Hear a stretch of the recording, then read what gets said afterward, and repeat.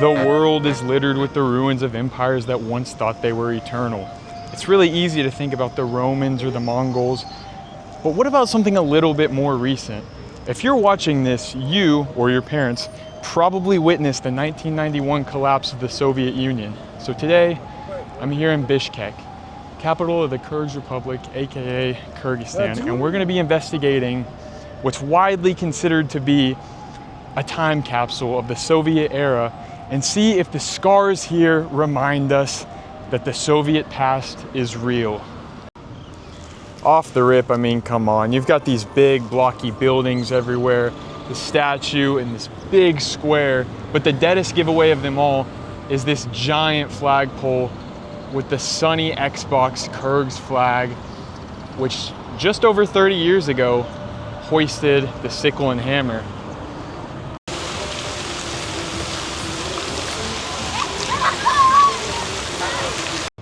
At the base of this flagpole, you have these impressively still guards.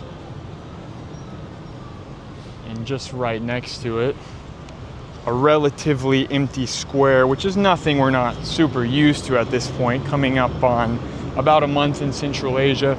But I do want to show you this statue right here. This was originally Lenin, but it was replaced by Kyrgyz national hero Manis, which does give some points to Kyrgyz in beating the Soviet allegations. Kyrgyz History Museum. Looks like it'd be very easy to build in Minecraft. I'm seeing a very strong case so far. Let's move along, see what else we can find.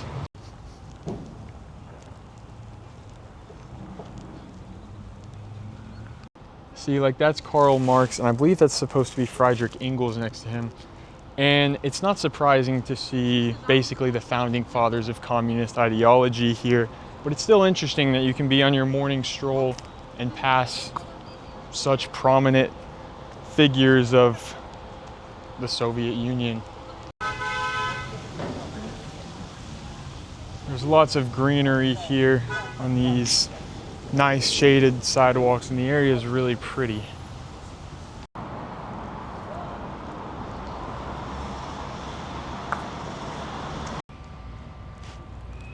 The aesthetic of this building is very interesting to me. Not sure what it is, or I guess I should say what it was.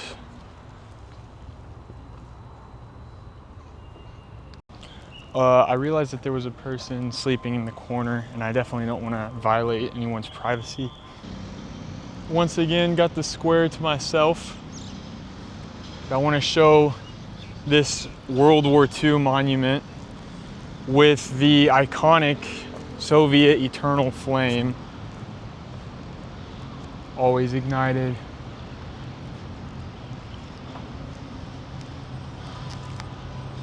You can see the Soviet emblem right up top there.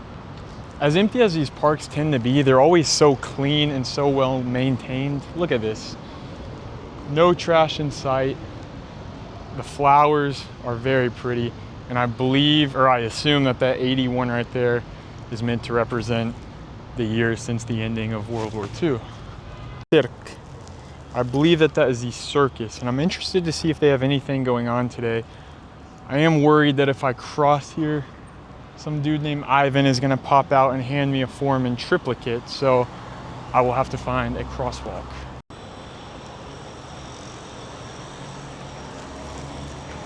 Dang it.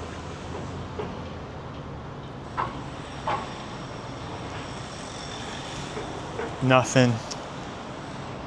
Well, you hate to see that. We'll have to save that one for another day. I see this shop with CCCP out front, and I can only be led to believe that this is a Soviet antique store, so I will be checking it out.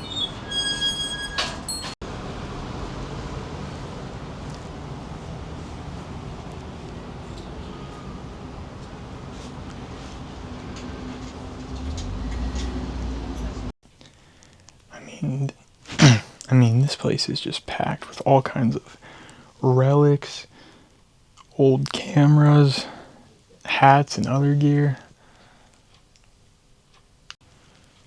This is insane. Real Soviet passports. This one's from Ukraine. What? I'm such a nerd. I could spend hours and hours looking at all the relics and everything, but the store was tight and I didn't want to be in everyone's way. Onward. I fast traveled to the Osh Bazaar, which is honestly mostly dead at 4:15 on a Monday afternoon. But I want to get a feel. I don't want this video to be framed as a former Soviet city feels very Soviet. Yeah, no shit. But I want to show that the Kyrgyz culture is still present and very much alive. So we're gonna get a taste of it, literally.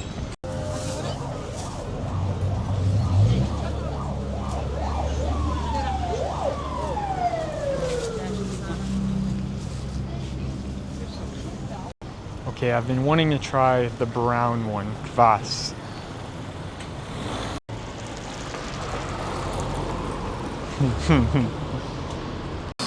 Kvass, really popular drink here in Central Asia with rye, water, yeast, and a little bit of sugar.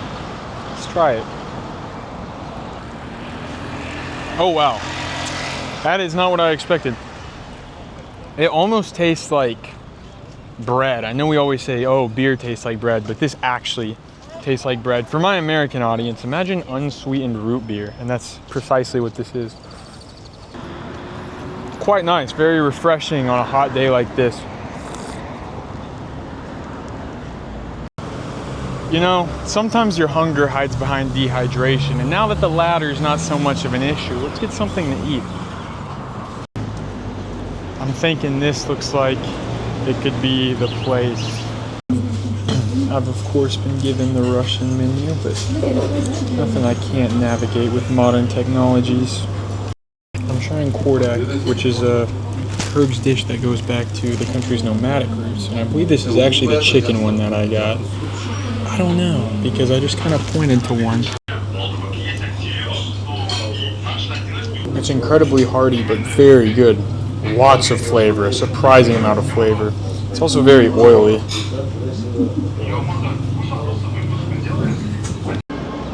Food was delicious, and I'm now feeling like I got some energy back, feeling like I got a bit of a second wind. So we're gonna continue the journey, no itinerary today. I see a lot of people coming from 12 o'clock, so let's head on that way and see what's going on.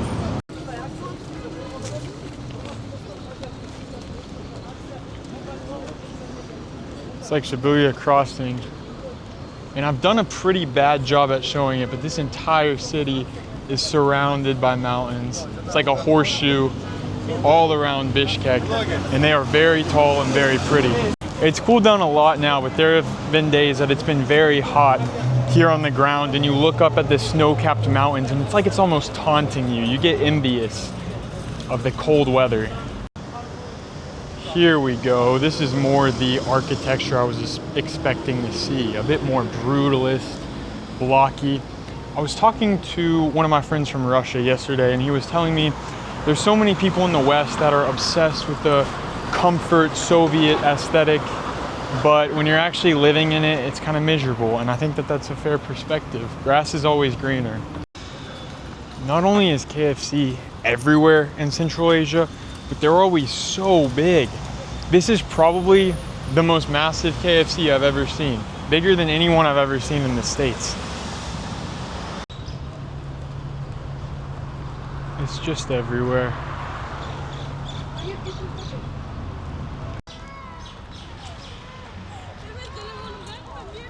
I'm in the park. It's very lively out this Monday afternoon. These florists are on point. This is, I believe, the Parliament building. And this right here is why the video is titled what it is. This is the epitome of Soviet Union architecture. This right here is what I think of. I get that it's not necessarily a touristy spot, but even in its grandeur, there's barely anyone out here. Oh shoot, I know exactly where we are. We just did a giant lap around the city from the starting point. What now? There was some life earlier, but now it is bumping out here.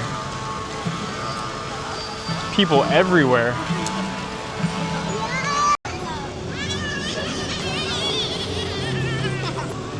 Now you can see the mountains pretty clearly as well.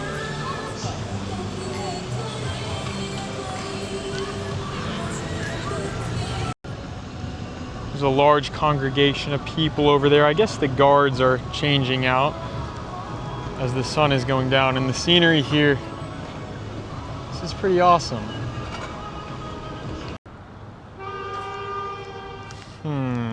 Interesting. This is exactly where we're gonna go.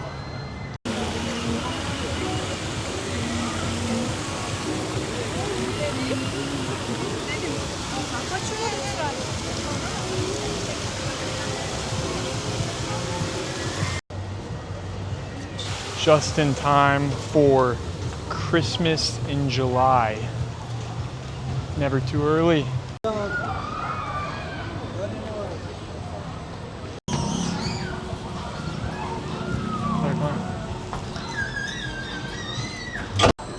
All right, we are off.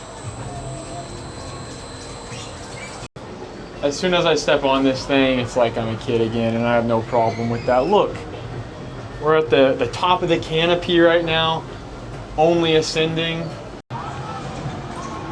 Take a look at the view, look at the mountains. I don't care how old I am, this will always be mesmerizing to me. This is so sick, look.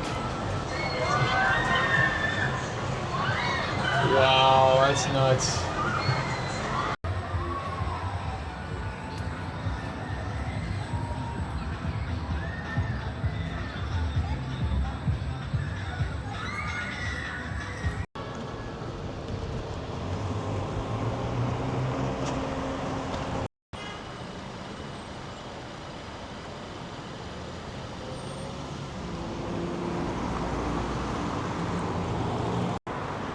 And that's Bishkek.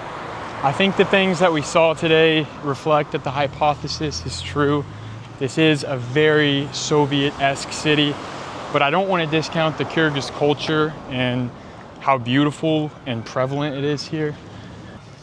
Going around to different places like this and experiencing them for what they are is something that I enjoy and I'm going to continue doing.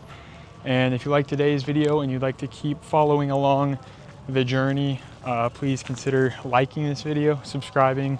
Thank you very much if you stayed till the end.